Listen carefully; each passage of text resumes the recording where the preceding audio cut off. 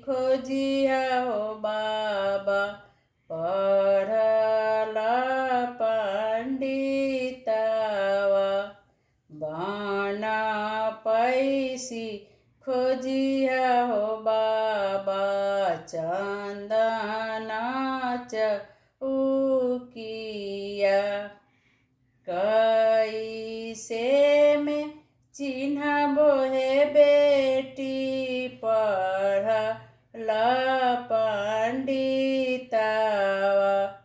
कैसे में चिन्हबो हे बेटी चंदना चौकिया